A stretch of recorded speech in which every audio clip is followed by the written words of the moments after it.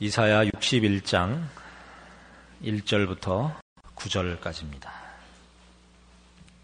주 여호와의 신이 내게 임하셨으니 이는 여호와께서 내게 기름을 부으사 가난한 자에게 아름다운 소식을 전하게 하려 하심이라. 나를 보내사 마음이 상한 자를 고치며 포로된 자에게 자유를, 갇힌 자에게 노임을 전파하며 여호와의 은혜의 해와 우리 하나님의 신원의 날을 전파하여 모든 슬픈 자를 위로하되 무릇 시온에서 슬퍼하는 자에게 화관을 주어 그 죄를 대신하며 희락의 기름으로 그 슬픔을 대신하며 찬송의 옷으로 그 근심을 대신하시고 그들로 의의 나무 곧 여호와의 심으신 바 그 영광을 나타낼 자라 일컬음을 얻게 하려 하심이니라. 그들은 오래 황폐하였던 곳을 다시 쌓을 것이며 예로부터 무너진 곳을 다시 일으킬 것이며 황폐한 성읍 곧 대대로 무너져 있던 것들을 중수할 것이며 외인은 서서 너희 양떼를 칠 것이요 이방 사람은 너희 농부와 포도원 지기가 될 것이나 오직 너희는 여호와의 제사장이라 일컬음을 얻을 것이라. 사람들이 너희를 우리 하나님의 봉사자라 할 것이며 너희가 열방의 재물을 먹으며 그들의 영광을 얻어 자랑할 것이며 너희가 수치 대신에 배나 얻으며 능욕 대신에 분깃을 인하여 즐거워할 것이라. 그리하여 고토에서 배나 얻고 영영한 기쁨이 있으리라. 대저 나 여호와는 공의를 사랑하며 불의의 강탈을 미워하여 성실히 그들에게 갚아주고 그들과 영영한 언약을 세울 것이라. 그 자손을 열방 중에 그 후손을 만민 중에 알리리니 무릇 이를 보는 자가 그들은 여호와께 복받은 자손이라 인정하리라. 아멘. 오늘 본문에 의하면 1절에 등장하는 메시아로 인하여 우리에게 구원이 베풀어지는 것을 설명하고 있습니다. 그가 마음이 상한 자를 고치며 포로된 자에게 자유를, 갇힌 자에게 노임을 전파하여 여호와의 은혜의 해와 우리 하나님의 신원의 날을 전파할 것입니다. 이건 다만 정보를 고하는 것이 아니고 이 결과를 초래할 것입니다. 그리하여 슬픔과 절망 속에 있는 우리에게 화관을 씌우고 희락을 주고 찬송을 주며 황폐되었던 것을 다시 짓고 무너졌던 것을 중수할 것입니다. 이런 내적, 외적 회복, 그 슬픔과 비극으로부터의 회복으로 말미암는 영광의 승리가 메시아로 인하여 약속되고 있습니다. 우리는 이 사실을 잘 알고 있습니다. 예수 믿는 자들은 다 종말론적인 신앙관을 가지고 있고 그 종말론적인 신앙관의 핵심은 결국 하나님 나라가 완성이 되어 그가 부르신 그의 백성들이 다시는 슬픔이 없고 애통하는 것이 없고 사망이 없는 그리고 죄가 없는 곳에서 영생 복락을 누릴 것이라고 알고 있습니다. 그러나 이 약속들은, 오늘 본문에 있는 이 약속들은 6절에 보는 바와 같이 오직 너희는 여호와의 제사장이라 일컬음을 얻을 것이라. 사람들이 너희를 우리 하나님의 봉사자라 할 것이며 너희가 열방의 재물을 먹으며 그들의 영광을 얻어 자랑할 것이라 하는 데서 여기는 아직 그 약속된 마지막 하늘나라는 아니고 현실인 것이 드러나고 있습니다. 그 하나님께서 그의 백성들에게 아직 환경과 조건의 완성인 궁극적인 천국 이전에 우리가 사는 이 현실과 이 시간 속에서 하나님 나라의 회복, 그때 허락하는 보상들을 충분히 즐길 것이라고 얘기하는 것은 우리로서는 놀라울 수도 있습니다. 우리는 아직도 죄가 우리를 거스리며 죄의 세력이 더 강한 곳에서 살고 있습니다. 우리는 아직 고통 속에 있고 그것이 외적인 고통일 뿐만 아니라 내면적으로도 하나님의 백성으로서의 의의 승리나 성결의 승리를 우리는 다 누리지 못하고 갈등하고 있는 현실입니다. 그런데 어떻게 이런 복과 승리와 완성의 모습으로 우리에게 약속할 수 있을까요? 서두에 말씀드린 바와 같이 기독교 신앙이 종말론적이라 하는 것은 이런 복된 하나님의 나라 또 그의 백성들이 하나님의 통치로 인하여 완전한 복을 누릴 것을 약속하고 있습니다. 그러나 이것은 상태와 환경에 관한 약속이기 이전에 하나님의 목적과 계획과 뜻을 말합니다. 하나님은 이런 것을 완성하시고 이루실 것입니다. 말하자면 계획과 목적과 뜻이라는 것은 그 계획과 과정과 결과까지 시간이 있고 과정이 있다는 뜻입니다. 그러니까 종말론적이라는 것은 하나님이 이런 목표를 향하여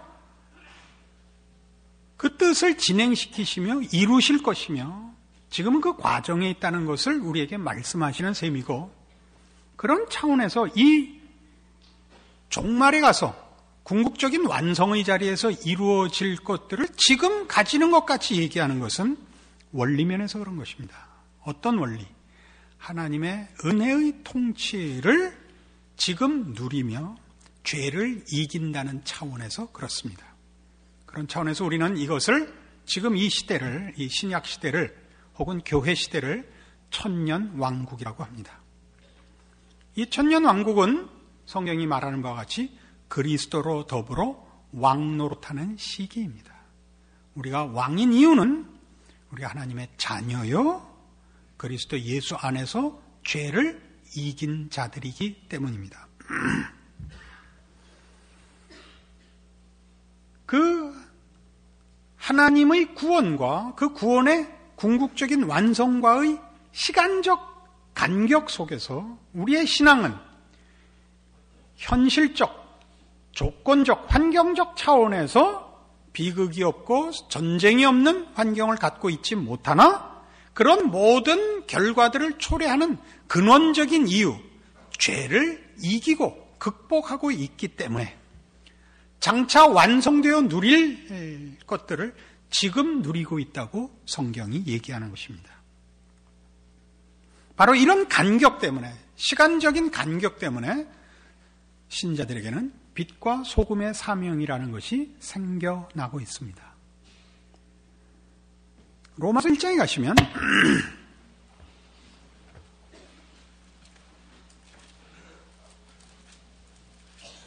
신약성경 239페이지 로마서 1장 16절에 우리가 믿는 기독교 복음을 이렇게 정의합니다. 내가 복음을 부끄러워하지 아니하노니 이 복음은 모든 믿는 자에게 구원을 주시는 하나님의 능력이 됨이라. 핵심은 분명합니다. 우리 인간에게 죄라는 문제가 있고 이 문제를 해결하는 다른 방법이 없답니다. 인간은 이 문제를 해결하지 못한다. 하나님만이 이 문제를 해결한다. 이것이 복음에 대한 정의입니다. 이 문제가 바로 우리가 가지는 빛입니다. 마태복음 5장에 원래 빛과 소금의 책임을 요구하는 내용이 나오죠. 마태복음 5장에 가보실까요? 거기에 이렇게 기록되어 있습니다. 마태복음 5장 13절. 예수님께서 친히 가르치시기를 너희는 세상의 소금이니 소금이 만일 그 맛을 잃으면 무엇으로 짜게 하리요? 후에는 아무 쓸데없어 다만 밖에 버리고 사람에게 밟힐 뿐이니라. 너희는 세상의 빛이라. 산 위에 있는 동네가 숨기지 못할 것이요 사람이 등불을 켜서 말 아래 두지 아니하고 등경 위에 두나니 이러므로 집안 모든 사람에게 비치느니라. 이같이 너희 빛을 사람 앞에 비치게 하여 저희로 너희 착한 행실을 보고 하늘에 계신 너희 아버지께 영광을 돌리게 하라. 그러니까 기독교의 빛은 뭐냐 하면 이 죄와 연관된, 하나님과 관련된 것입니다. 죄를 이기고 죄사함을 받고 하나님과 관계를 회복하는 것을 말합니다. 그래서 이것은 윤리 도덕의 차원이 아닙니다. 기독교를 증명하는 데 있어서 우리가 예수를 믿음으로써 우리가 착한 사람이다 라고 증명하는 것은 기독교를 소개하는 방법이 아닙니다. 조금 더 다른 문제입니다. 우리의 윤리성이나 우리의 공익성 같은 것으로 기독교를 증명하지도 않습니다. 우리가 얼마나 필요한 존재인가라는 것을 세상 사람들은 모릅니다. 교회가 교회된 책임을 지는 제1 우선순위, 다른 것과 비교할 수 없는 제1 우선순위가 있고 제2 우선순위가 있지 않습니다. 제1 유일한 우선순위가 있고 그 다음에는 다 부차적인 것으로 2, 3, 4, 5로 나갈 것입니다. 그 첫째가 뭐냐? 이겁니다. 이 빛, 예수 그리스도로 말미암는 구원이 필요하다. 우리는 죄인이다. 죄를 해결하고 하나님과 화목해야 한다. 이것이 우선순위입니다. 그 성도들 중에는 뜻밖의 우리가 예수 믿는 게 바보라서 믿는 게 아니다 라고 증명하고 싶어하는 소망들을 많이 갖고 있습니다. 정직하고 성실하고 똑똑하고 윤리적으로 살아서 우리가 괜찮은 사람이다. 예수를 믿는 사람들은 괜찮은 사람이다. 이렇게 증거받으셔서는 안 됩니다. 기독교가 자신을 증명하는 방법은 죄를 해결하는 십자가로만입니다. 그래서 교회가 가져야 할 것은 도덕성의 회복이 아니고, 아무래도 좋다는 뜻은 물론 아닙니다. 보다 중요하게 신학적인 회복입니다. 신학적인 회복이라는 건 바로 이 문제, 죄와 십자가와 우리를 지으신 하나님, 이 문제를 유지하고 지키고 발언하고 증명하고 결실하는 것입니다. 우리는 이 문제를 성경에서 이렇게 확인합니다. 고린도 후서 4장에 가시면 289페이지 신약성경 고린도 후서 4장 5절입니다. 우리가 우리를 전파하는 것이 아니라 오직 그리스도 예수의 주 되신 것과 또 예수를 위하여 우리가 너희의 종된 것을 전파함이라. 뭐 어쩐다고요? 우리를 전파하는 것이 아니라, 이게 무슨 얘기냐 하면 내가 깨우친 것을 얘기하는 것이 아니다 이겁니다. 내가 깨우친 것을 얘기하지 않는다는 건 이런 뜻입니다. 우리 자연인이 가지는 본성상 종교에 관한 우리의 일반적인 본성은 신이라는 존재가 인간이 갖지 못한 초월적인 힘을 가지고 있어서 그 초월적인 힘을 빌려 내가 원하는 결과를 얻으려고 할 때 종교를 갖기 일수고, 또 하나는 범신론적 생각으로 인간이 가진 가장 고급한 덕목을 개발하는 데 있어서 종교적인 깨우침이 필요하다고 생각하는 것입니다. 불교에서 보는 거죠. 범신론적인 생각입니다. 그때는 이것이 득도의 문제입니다. 깨우침의 문제가 되죠. 우린 그런 얘기를 하는 것이 아닙니다. 우리는 하나님이 계시고 우리가 하나님의 지으심을 받았으나 범죄하여 죄인이 되었고 이 문제를 풀 방법이 없는데 예수 그리스도께서 오셔서 우리를 위하여 십자가를 지사 우리로 죄로부터 용서함을 얻고 하나님의 자녀로 회복되어 하나님과 다시 화목하게 되었다는 얘기를 하고 있습니다. 그래서 지금 얘기하는 바와 같이 그리스도 예수의 주 되신 것, 무슨 주인? 구원의 주인 되신 것과 또 예수를 위해 우리가 너희의 종 된 것을 전부, 종 됐다는 얘기를 왜 하죠? 내가 잘나서 이 얘기하는 거 아니다. 내가 깨우친 사상을 가르치는 거 아니다. 내 지식을 교육하는 것 아니다 이겁니다. 그래서 뭐라고 이어져요? 어두운 데서 빛이 비추리라 하시던 그 하나님께서 예수 그리스도의 얼굴에 있는 하나님의 영광을 아는 빛을 우리 마음에 비추셨느니라. 바로 이 빛입니다. 무슨 빛이요? 하나님이 어두운 데서 빛을 창조하시듯이 그리스도를 아는 빛을 창조하셨습니다. 이 창조를 어쨌든 하나님이 그의 자녀들을 통하여 결실하기를 원하십니다. 그래서 우리는 서 있는 겁니다. 이게 교회의 사명이며 우리 성도들의 사명입니다. 이렇게 얘기하면 얼핏 잘못 이해하시면 맞다. 세상은 아무것도 아니다. 세상과 우리는 분리해야 된다라는 극단적인 분리적인 마음을 가질 위험성이 있습니다. 그렇지 않습니다. 소금의 역할이 아직 있습니다. 세상에 대한 성경적인 이해입니다. 세상은 뭡니까?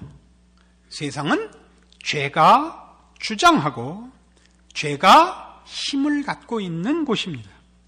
장소적이지 않고 영역적이지 않고 물질적이지 않고 성격과 경향에 있어서 세속성이라는 것은 죄의 성격을 가져 하나님을 반대하며 외면하는 것을 말합니다.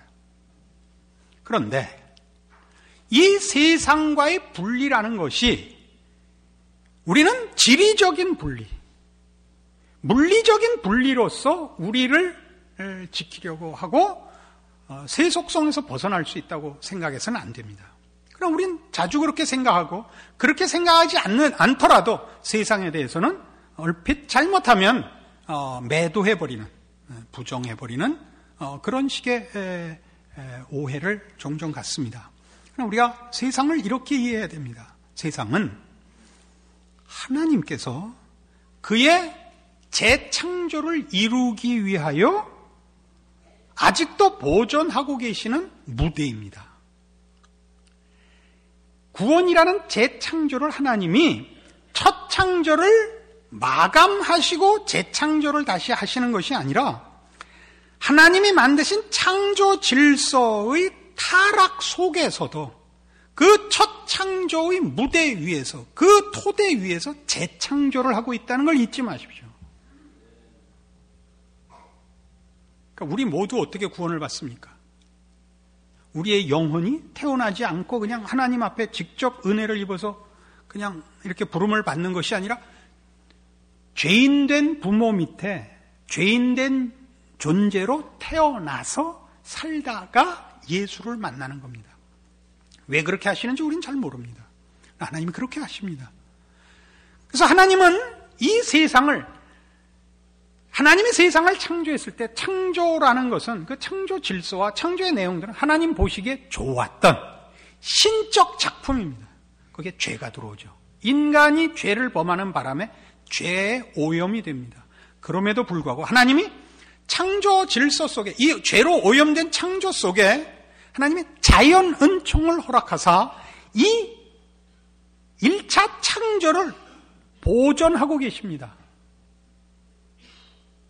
이 창조 질서 속에, 죄로 오염된 이 창조 질서 속에 하나님이 자연 은총으로 모든 인류에게 죄로 인한 총체적인 파멸과 파국을 면하게 한 은총들이 있습니다.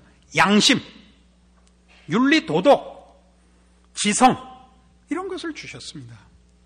그래서 인류가 하루아침에 망하는 걸 막아왔습니다. 왜 그렇게 했을까요? 구원하시려고 그랬습니다. 구원하시려고. 그러니까 이 1차 창조의 질서와 이 무대가 없어지면 우리는 구원할 대상을 만날 기회가 없고 우리가 십자가를 만날 기회가 없어집니다. 그러니까 성경이 우리에게 요구하는 건 뭐냐면 세상을 교화하라는 것이 아닙니다. 세상을 교화하라는 것이 아니라 이 하나님의 창조 질서와 하나님이 허락하신 자연 은총 속에 있는 하나님이 보존하사 구원의 기회를 베푸시며 구원의 은총을 결실하시려는 첫 무대를 오염과 파멸로부터 구하라는 것입니다. 어떻게 구하죠? 창조 질서 속에 있는 하나님의 은총을 지켜내는 것입니다. 이게 소금입니다. 소금이 다른 것을 소금으로 바꾸라는 얘기가 아닙니다. 총체적인 파국을 면하게 하십시오. 그러니까 여러분은 건전한 기업인이 되시고 성실한 공무원이 되시고 학자가 되시고 무슨 상인이 되시고 하십시오. 여러분은 한 국민과 사회인으로서 하나님이 지으신 세계의 질서들을 신자이기 때문에 더욱 분명하게 지켜야 됩니다. 우리에게 있어서는 이제는 양심이나 윤리나 도덕은 더 이상 윤리 도덕이 아니며 상식과 교양이 아니며 신앙인 것입니다. 왜요? 예수 그리스도를 보내신 그 하나님의 창조 질서여 일하심이기 때문입니다. 뭘 해야 되느냐? 교통법규부터 지켜야 됩니다. 어디 가시면 새치기 하지 말고 줄 서셔야 됩니다. 세금 기쁜 마음으로 내셔야 됩니다. 하루아침에 이렇게 되지는 않습니다. 이런 모든 것이 신앙의 문제이고 시민 정신의 민도에 관한 것이라서 훈련하셔야 됩니다. 저에게 이런 설교를 할 자격이 있나 물어보시면 저도 뭐 좀 깨름직합니다. 왜냐하면 1년에 몇 번쯤 저도 과속 딱지가 날라옵니다. 설교를 깊이 묵상하다가 속도를 놓쳤다 라고 핑계를 댈 수 있으면 저희가 얼마나 좋겠습니까만 그게 아니고 앞차가 깔짝거려서 휙 해버린 겁니다. 그냥 S자로 확 튀어버려갖고 휙 날아갔습니다. 그래서 저는 과속 벌칙금을 기쁜 마음으로 냅니다. 이게 신앙이지요. 이게 소금이지요. 돌소금이라서 그렇지. 우리의 책임은 기독교적 이상을 세상에다 요구하는 것 아닙니다. 내가 소금 노릇을 해서 그 사람이 교화되기를 바라는 것 아닙니다. 1차적으로 해야 될 것은 하나님께서 그의 구원 계획을 다 이루실 수 있도록 우리에게 주어진 이 1차 창조의 무대를, 구원해야 될 대상들을, 기회를 더 많이 갖도록 보존하는 일들을 책임져야 됩니다. 정부에 들어가서 실력을 발휘해서도 아니요, 사회적으로 무엇을 영향력을 발휘해서도가 아니라 여러분 요소에 박혀있는 여러분 몫을 해서입니다. 한 시민이 되시고 국민이 되시고 사회 일원이 되는 것으로 하셔야 됩니다. 그렇게 사회와 나라를 보존하셔야 됩니다. 우린 정부와 싸우지 않습니다. 정부는 하나님께서 세우신 자연 은총 창조 질서 속에 허락된 하나님의 개입이십니다. 로마서 13장에서 이렇게 증언하고 있습니다.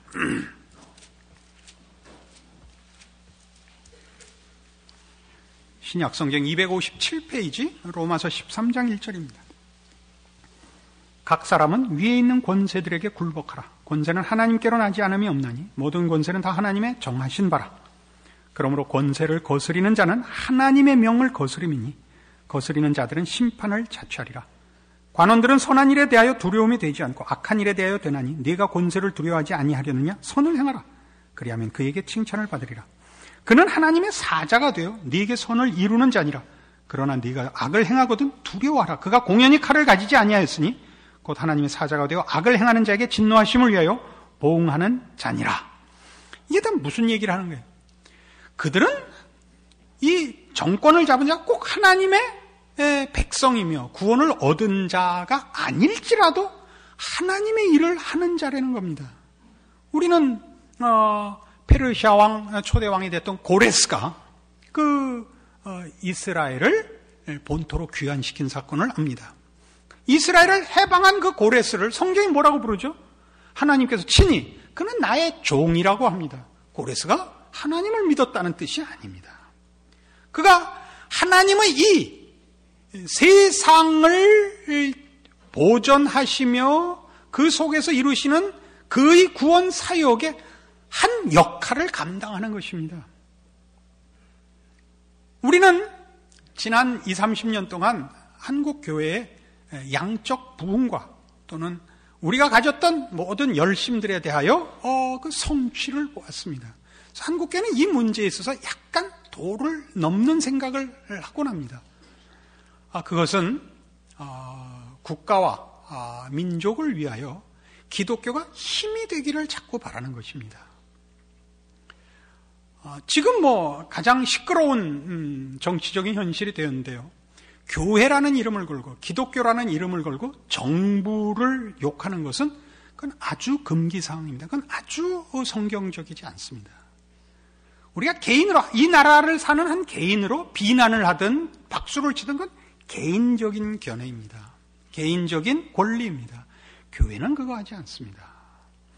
교회는 교회가 할 일을 나라보러 하라 그러면 안 됩니다. 그건 마치 뭐와 같으냐 하면 10계명을 법제화하자는 것과 같습니다.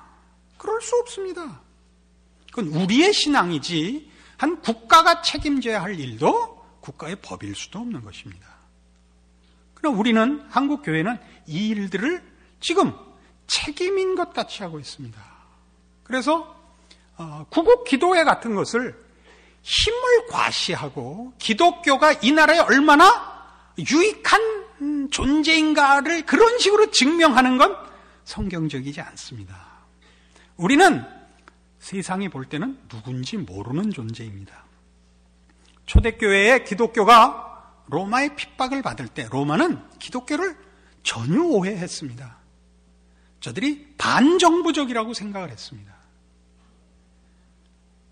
그리고 기독교가 그때 그 정부에 자기네들이 유익한 단체라는 변명을 하지 않습니다. 그들은 개인적으로 자기네들의 책임 있는 그 인생을 살았을 뿐입니다. 오늘날 우리에게 필요한 게 뭐라고 생각합니까? 바로 이겁니다. 빛과 소금의 책임. 어떤 빛이요? 우리가 갖고 있는 죄의 문제를 해결한 기독교 진리. 우리 하나님이 누구신가를 아는 생명과 깨우침 받은 우리의 구원에 관한 증언. 그것이 뭘로 나타나죠? 우리 이 시대와 우리가 살고 있는 현실 속에서 하나님께서 일하시도록 소금 노릇을 하는 것입니다. 이 시대가 보존되고 이 나라가 보존돼야 하며 그러기 위해서는 모든 시민들이 자기의 역할을 해야만 그 나라가 튼튼한 겁니다. 불평을 하고 뒤집어 엎고 이건 우리 몫이 아닙니다. 여러분이 예수를 믿는 정치인으로서 다른 정견을 가지며 다른 정책을 가지며 정부를 비평할 수 있습니다. 기독교라는 이름으로 하지 마십시오. 더 나은 사회를 만들고 더 나은 나라를 만들자 얼마든지 하실 수 있습니다. 신앙을 잣대로 쓰지 마십시오. 그건 전혀 다른 문제입니다. 우리는 그런 차원에서 세상과 죄를 놓고 분리합니다.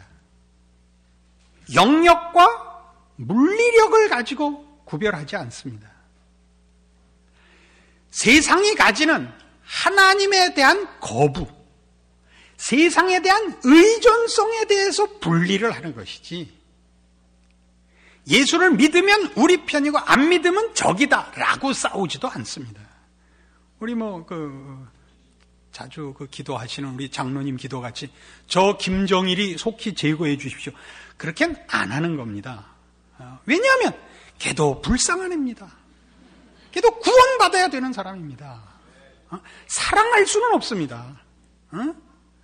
죽는 게 모두를 위해서 유익하지만 그러나 너 예수 믿고 죽어라. 이겁니다. 그러나 그 장로님께 제가 말씀드렸더니 그건 나한테 얘기하지 마시오. 그건 할 수 없는 겁니다. 왜냐하면 그건 장로님의 고집이기 때문입니다. 제 말을 이해하시겠습니까? 그 고집을 공포하시는 것은 자제하셔야 됩니다. 그러나 못하시겠다면 방법이 없는 것입니다. 듣는 사람이 알아서 들으십시오. 여러분은 이제 우리가 가진 책임이 무엇인가를 아셨을 겁니다. 그러면 무엇을 알게 되느냐? 우리가 가지는 기대와 믿음에도 불구하고 이 완벽한 환경과 조건으로서의 보상이 오지 않고 이 아직도 고민하고 거스르는 세상에서 끙끙거리고 살아야 하는가를 긍정적으로 이해하고 감수하시게 됩니다. 그렇게 안 됐으면 오늘 설교 잘 못 들은 겁니다. 소금은 어디에 쓰는 겁니까? 부패하는 것에 쓰는 겁니다. 맛없는 것에 쓰는 것입니다. 여러분으로 인하여 부패가 지연되고 방지되고 거기에 빛이 비치도록 이렇게 여러분의 존재가 있는 것입니다. 빛이 비치는 것은 어두운 곳입니다. 언젠가 얘기했죠?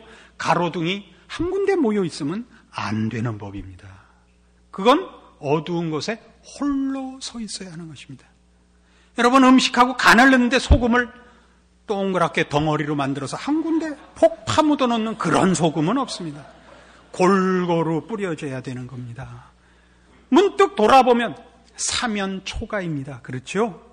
여러분이 있으므로 그 모두가 은혜의 기회를 연장받는 것입니다. 여기에 소돔 고모라를 멸하러 오신 하나님이 의인 10명 있으면 멸하지 않겠다는 이유가 있습니다.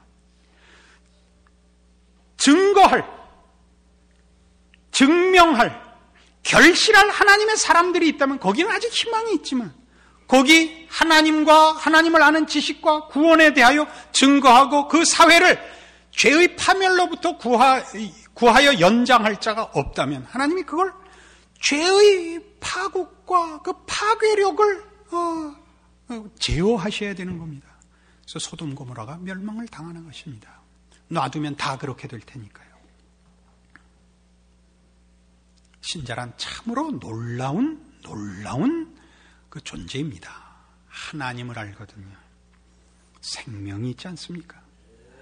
예수 그리스도의 이름으로 무엇이든지 구하러 언제든지 아무 때나 하나님 앞에 들어갈 수 있는 특권을 가진 자입니다. 그리고 여러분을 하나님은 한 알에 썩는 밀알같이 가루 소말 속에 넣은 누룩같이 이렇게 심어두어서 여러분은 포위됐다, 감춰졌다, 억눌린다 라고 아우성이지만 사실은 그렇게 하여 전부를 부풀게 하시며 말할 수 없는 결실을 지금 계획하고 계시는 것입니다. 여러분의 존재와 위치와 지금의 형편에 대해서 믿음을 가지고 이해하시고 그래서 여러분을 통하여 하나님이 기적을 이루시는 줄 아는 삶으로 승리하시기 바랍니다. 기도하십시다. 하나님 아버지 은혜를 감사합니다. 우리의 우리 된 것은 주 예수로 말미암은 것입니다. 세상이 저런 것은 예수를 알지 못하는 탓입니다. 우리가 가진 것이 무엇입니까? 그것은 우리 영혼의 자유요, 구원받은 영혼의 거룩이요, 우리 안은 진리와 생명의 자랑입니다. 이 은혜를 입었으므로 우리도 그 은혜의 결실을 위하여 우리 소금의 직분을 기꺼이 감내하기로 합니다. 죄의 파괴력을 억제하며 그 총체적인 파국을 막기 위하여 우리가 처한 곳에서 하나님의 사람으로 역할을 감당하게 하사 주의 놀라운 은혜가 우리를 부르신 것 같이 우리의 이웃과 우리의 후손들에게 결실되는 은혜 주시옵소서. 예수님 이름으로 기도합니다. 아멘.